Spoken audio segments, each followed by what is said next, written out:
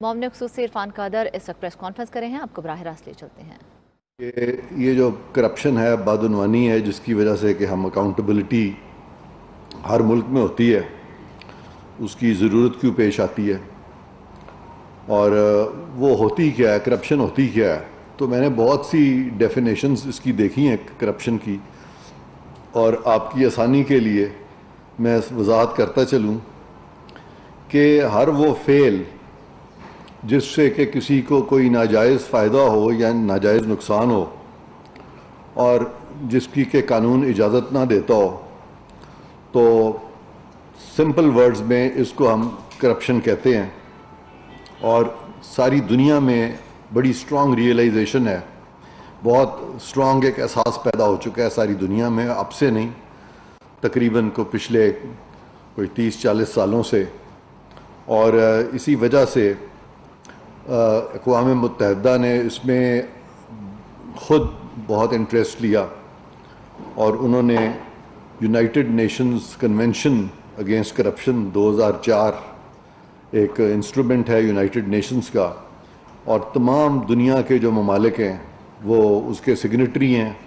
اور پاکستان سگنیٹری بھی ہے، اور پاکستان اس کو ریٹیفائی بھی کیا تھا۔ اور اب پاکستان نے اس میں بہت پارٹیسپیشن کی، اور میری اپنی شمولیت رہی اس طرح کے ورکشاپ، اس طرح کے سیمینارز میں جو کہ United Nations convention against corruption کو کنسرن کرتے ہیں۔ اور وہ بہت اس لیے بھی ضروری ہے کہ دنیا کے ممالک اس وقت آپس میں اس میں ہم آہنگی چاہتے ہیں کہ یہ جو بدعنوانی کے معاملات ہیں اس میں، کیونکہ یہ جو لوگ کرپشن کرتے ہیں وہ صرف ایک ملک میں نہیں رہتے، بلکہ وہ ایک ملک سے دوسرے، دوسرے سے تیسرے، تو ضرورت اس بات کی تھی کہ ممالک جو ہیں آپس میں بھی ان کا اسٹرانگ ایک انٹریکشن رہے، اور اسی کے تحت یہ جو کنونشن ہے United Nations convention against corruption, اس میں پاکستان بھی دوسرے ملکوں کے ساتھ شانہ بشانہ شامل ہے۔ اور اس کا ایک بڑا فائدہ یہ ہے کہ معاون خصوصی عرفان قادر نیوز کانفرنس کر رہے تھے، کہا کہ یہ لوگ کرپشن کرتے ہیں وہ ایک ملک میں نہیں رہتے، اس لیے تمام ممالک کے ساتھ رابطے کیے جاتے ہیں۔ کہا کہ دنیا تیزی کی طرف آگے بڑھ رہی ہے، اور کہا گیا ہے کرپشن کسی بھی معاشرے کے لیے ناقابل قبول عمل ہے، اسے کسی بھی صورت چھوڑا نہیں جا سکتا، اور یہ لوگ جو کرپشن کرتے ہیں وہ ایک سے دوسرے ملک میں ٹریول کرتے رہتے ہیں۔ آپ کو بتائیں گے ترقی کے لیے جدید اصولوں کو نہ اپنایا گیا تو پیچھے رہ جائیں گے، یہ بھی کہا گیا۔ کرپشن کسی بھی معاشرے کے لیے ناقابل قبول ہے، عرفان قادر کی جانب سے یہ کہا گیا ہے، اور اس وقت ان کی نیوز کانفرنس جاری ہے۔ کہ سپریم جوڈیشل کونسل میں تو بالکل جائیں گے، ایک فورم بنا ہوا ہے، لیکن جہاں پہ کہ کرپشن کا ایسا عنصر ملتا ہے جس پہ کہ کرمنالٹی اٹریکٹ ہوتی ہے، فوجداری قوانین اٹریکٹ ہوتے ہیں کرپشن کے، تو وہاں پہ ان کو ٹرائی کیا جا سکتا ہے اس قانون کے تحت بھی۔ اب اس کی میں وضاحت کرتا چلوں کہ ابھی آپ نے دیکھا ہوگا پچھلے چند سالوں میں کہ یہاں پہ وزراء اعظم جو تھے ان کو ڈسکوالیفائی کیا گیا، اور ڈسکوالیفائی کر کے کہا گیا کہ جی اب یہ انہوں نے ایسے فیل کیے ہیں کہ اب یہ یہاں پہ نہیں رہ سکتے، ان کی وزارت عظمیٰ بھی چلی گئی، ان کی حکومتیں بھی چلی گئیں، لیکن ساتھ ہی ہماری جو عدالت عظمیٰ ہے سپریم کورٹ، انہوں نے یہ بھی آرڈر کر دیا کہ ان کے کیسز جو ہیں یہ نیب میں جائیں، اور نیب ان کے کیسز دیکھے، اور پھر ان کے خلاف ریفرنسز بھی فائل ہوں، اور اس کو منطقی انجام تک پہنچایا جائے۔ تو میں یہ بتانا چاہتا ہوں کہ جہاں بیوروکریٹس کے خلاف ان کی ڈپارٹمنٹل پروسیڈنگز ہوتی ہیں، جہاں سیاستدانوں کے خلاف ڈسکوالیفیکیشنز ہوتی ہیں، وہاں ہماری ہی عدلیہ نے کہا ہے کہ ان کے خلاف آپ نیشنل اکاؤنٹیبلٹی میں بھی پروسیڈ کریں۔ تو ان سب کو جب میں اکٹھا کرتا ہوں تو جو سپیریئر کورٹ ججز ہیں ان کے معاملے جو ہیں بالکل وہ سپریم جوڈیشل کونسل میں بھی جائیں گے، اور وہ معاملے جو ہیں اگر اس میں کرمنل اوور ٹونز ہیں، کرپشن کا ایلیمنٹ آتا ہے، تو پھر نیشنل اکاؤنٹیبلٹی آرڈیننس میں بھی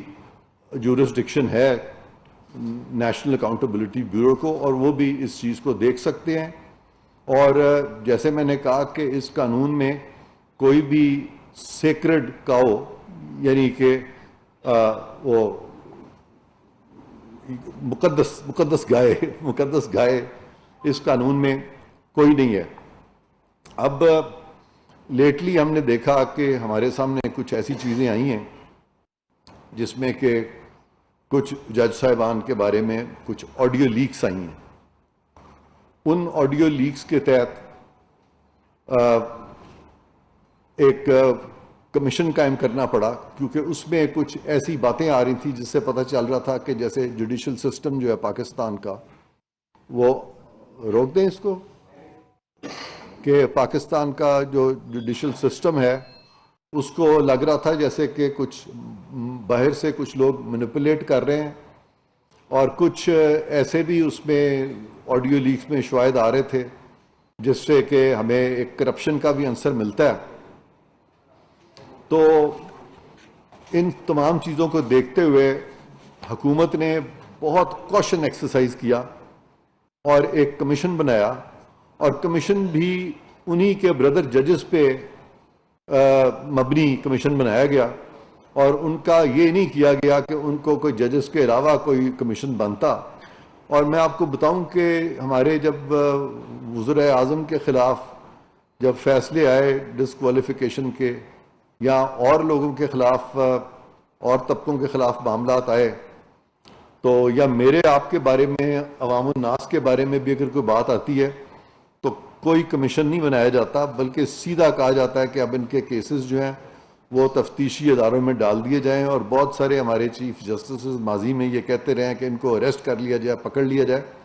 यहाँ तक कहा गया कि मुझे याद है कि एक वज़ीर आज़म थे, उनके बारे में एक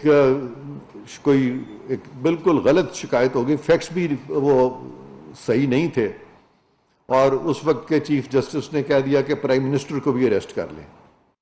तो खुदारा वो वाली ज़ुबान हुकूमत ने कभी नहीं कही, जज साहिबान के ख़िलाफ़ हम वो ज़ुबान ना बोलेंगे, ना उनको हम बेतौकीर होने देंगे। और इसीलिए ये जो कमीशन है ये बनाया गया था, और ये एक उनको एक अच्छी सहूलत थी। सहूलत उनको ये थी कि वो अपने आप को कमीशन के सामने अपनी इनोसेंस भी साबित कर सकते थे, और कमीशन के सामने उनको ये मौका था मौक़िफ़ पेश करें। और अगर कमीशन में रिपोर्ट फेवरेबल आ जाती तो फिर तो ना तो मामला सुप्रीम जुडिशल काउंसिल में जाएगा, और ना ही फौजदारी जो हमारे इदारे हैं जो करप्शन वगैरह से डील करते हैं उधर मामला जाएगा। तो ये सहूलत जो थी ये भी जज साहिबान को दी गई थी। लेकिन अफसोस से कहना पड़ता है कि बावजूद इस सारी सहूलत के जो कि उनको दी गई थी, एक अच्छा मौका दिया गया था, उन्होंने खुद ही इस कमीशन को की प्रोसीडिंग्स को स्टे कर दिया, और ये एक कानूनी तरीका जो है उसको रोक दिया गया। और उसमें कुछ एलिगेशन इस तरह की भी आ रही थी कि अपनी मर्ज़ी के बेंचेस बनाए जाते हैं, और वही हमारे जज साहिबान जो कि हम ख्याल जिनके बारे में कहा जाता है, उन्होंने अपनी मर्ज़ी का बेंच बनाया, और फिर ये जो कमीशन है इसकी वर्किंग को रोक दिया। और सरकार की ये भी कोशिश थी और पार्लिमान की कोशिश थी कि एक जो एलिगेशन लग रही है हमारी आला अदलिया पे कि वहाँ पे चीफ जस्टिस साहब जो हैं उन्होंने अपनी मर्ज़ी के बेंचेस बनाए हैं, तो कानून बनाया गया practice and procedure act of 2023, supreme court का प्रैक्टिस एंड प्रोसीजर एक्ट। उसके तहत वहाँ पे भी सुप्रीम कोर्ट को एम्पावर किया गया, और कोशिश ये थी कि अगर ये इस तरह की इल्ज़ाम तराशी हो रही है तो ये बंद हो जाए और चीफ जस्टिस साहब पे कोई किसी तरह की उंगली ना उठाए। लेकिन फिर अफसोस से कहना पड़ता है कि उन्होंने खुद ही अपनी मर्ज़ी का एक और बेंच बनाया, और एक ऐसा कानून जो अभी मार्ज़ वजूद में आया ही नहीं था कि उसका जो इतलाक़ है वो रोक दिया, जो कि वो नहीं रोक सकते थे। और किसी शख्स को एक पिटीशन जो इस तरह की आती हैं, किसी शख्स को कोई ऐसा फंडामेंटल राइट हासिल नहीं है, कोई बुनियादी हक किसी का नहीं है कि वो कानून साजी को रोक दे, और कानून का इतलाक़ होने से पहले कानून साजी को रोक दे। آپ تمام فنڈامنٹل رائٹس کھول کے دیکھ لیں، ایسی کوئی فنڈامنٹل رائٹ پاکستان میں اویلیبل نہیں ہے. اور یہ مجھے بہت ہی افسوس سے کہنا پڑتا ہے کہ قانون کا رستہ جو ہے وہ روکا گیا، اپنی مرضی کا بینچ بنایا گیا. اور یہ ساری چیزیں اس وقت ہوئیں جبکہ الیکشن کے معاملوں میں بھی ہماری سپریم کورٹ آئی اور وہاں پہ ایک ایسا آرڈر کیا جو کہ امپلیمنٹ ہو ہی نہیں سکتا تھا. اس کو بھی کوشش کی گئی کسی طرح سے امپلیمنٹ کرنے کی، بہرکیف وہ امپلیمنٹ نہیں ہوا. اور یہ جو قانون سرکار نے بنایا پارلیمان نے، تو یہ قانون صریحاً خود شروع نہیں کیا گیا تھا یہ معاملہ، بلکہ سپریم کورٹ کے اپنے فیصلے آئے جس میں کہ تحفظات کا اظہار کیا گیا تھا بینچ فارمیشن کا، کہ چیف جسٹس صاحب جو ہیں وہ اپنی مرضی کے بینچز بنا رہے ہیں. اور لہٰذا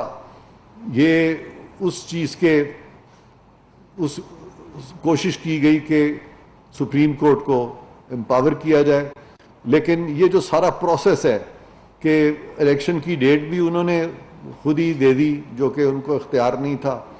بینچز بھی انہوں نے اپنی مرضی سے بنانے شروع کر دیے. اور جب قانون سازی ہوئی تو اس قانون سازی کو بھی انہی بینچز پہ جن پہ کہ یہ شک و شبہات پیدا ہو رہے تھے، انہی بینچز کو پھر اکٹھا کر کے اپنے ہم خیال جج صاحبان کو انہوں نے یہ جو دو قوانین ہیں جو ابھی ریسنٹلی آئے ہیں، ایک practice and procedure act of 2023 اور دوسرا supreme court review orders and judgment act of 2023، تو ان سب کو روک کے اب لیٹسٹ یہ کیا ہے کہ یہ سارے کیسز غالباً انہوں نے اکٹھے کرنے کی کوشش کی ہے، الیکشن کا معاملہ اور انہوں نے اب غالباً یہ رکھا ہے اگلے ہفتے میں یہ سارے معاملات جو ہیں. تو یہ ایک ایسی طرف ملک کو لے جایا جا رہا ہے جس سے کہ ہم چند مخصوص ججز جو ہیں وہ نہ صرف کہ سپریم کورٹ کے اپنے فیصلوں کے خلاف ایک پیش رفت کر رہے ہیں، بلکہ وہ پارلیمان کے قانون کو بھی نہیں مان رہے، اور انہوں نے آئین اور تمام سٹیچوٹس کے خلاف فیصلے دے کے الیکشن میں بھی کوشش کی ہے کہ وہ اپنی مرضی سے الیکشن کرا لیں. اور وہ ساری چیزیں جو ہیں اس کے بارے میں نہ صرف کہ تحفظات ہیں ہم سب کے، بلکہ وہ قانونی، آئینی اور منطقی اعتبار سے بھی غلط ہیں. تو ایک تو میں نے آپ سے یہ ذکر کرنا تھا آج، اور دوسری جو اہم چیز ہے جو میں آپ سے آج ڈسکس کرنا چاہ رہا ہوں وہ یہ ہے کہ ہمیں کچھ بریک تھرو ملا ہے کچھ کیسز میں بھی. اور اس میں وہ جو کیس تھا القادر ٹرسٹ کا، وہاں پہ بھی کچھ شواہد جو ہیں ہمارے اب سامنے آئے ہیں لیٹلی، اور وہ بھی میں آپ کے گوش گزار کرتا چلوں. وہ شواہد جو ہیں کہ ہاں اس میں مزید ایویڈنس آیا ہے جہاں پہ کہ بہت ساری اور ایکسپینسو گفٹس جو ہیں جو کہ ہمارے جو وزیر اعظم ہیں ان کی جو فیملی کے لوگ یا ان کے جو دوست احباب ہیں ان کو، سابق وزیر اعظم سابق، تو ان کے جو دوست احباب یا ان کے اپنے جو فیملی کے لوگ ہیں ان کو کچھ ڈونیشنز آئیں جو کہ کیش میں تھی، کائنڈ میں تھیں. تو وہ ایویڈنس بھی آیا ہے مزید. اس میں اب جو اماؤنٹس میں نے آپ کو لاسٹ ٹائم بتائے تھے اس میں بھی اضافہ ہو گیا. اور ایک اور بات جو ضروری میں سمجھتا ہوں یہاں پہ آپ سے کرنا چاہتا ہوں وہ یہ ہے کہ وہ جو 190 پاؤنڈ آئے تھے پاکستان کی ریاست کے، اس میں چونکہ وہ انہوں نے یہ کہہ کے لے کے آئے تھے کہ یہ ریاست کے ہیں، جبکہ گئے کسی ایک خاص کمپنی یا فرد واحد کے اکاؤنٹ میں، تو وہاں پہ ٹیکس جو تھا وہ ان کی بہت بڑی ایویژن ہوئی، کیونکہ جو اسٹیٹ آف پاکستان کی مد میں جو باہر سے ریپیٹریشن ہوتی ہے پیسے کی، اس پہ ٹیکس سے استثنا ہوتا ہے. لیکن یہاں پہ پیسہ بھی اسٹیٹ کو نہیں ملا، اور وہ جو استثنا ہے وہ بھی انہوں نے خود لے لیا. تو یہ اربہ روپے جو ہیں مزید اس سے پبلک ایکسچیکر کو اس کا لاس ہوا. اور ابھی لیٹلی کچھ اور اکاؤنٹس بھی ملے ہیں، کافی بڑی تعداد میں اکاؤنٹس ملے ہیں، جس کی کہ تقریباً اپروکسیمیشن جو حجم ہے اس کا وہ تقریباً 4.5 ارب روپے کی ٹرانزیکشنز ہیں، جو ہمارے وزیر اعظم صاحب کی جو بیگم صاحبہ ہیں ان کی ایک دوست ہیں، فرد شہزادی ان کا نام ہے، اور ان کے میاں صاحب ہیں، تو ان کے اکاؤنٹ میں 4.5 ارب روپے کی ٹرانزیکشنز جو ہیں مزید ملی ہیں، اور اس میں اب مزید ایفرٹس بھی کیے جا رہے ہیں کہ میوچول لیگل اسسٹنس بھی پروکیور کیا جائے، اور تاکہ وہ ملک واپس آ سکیں اور وہ ان چیزوں کا جواب دے سکیں، اس کے لیے بھی جو ایفرٹس ہیں وہ ہو رہے ہیں۔ تو یہ اسینشلی مین باتیں تھیں جو میں آپ کے گوش گزار کرنا چاہتا تھا۔ اب ان تمام چیزوں پہ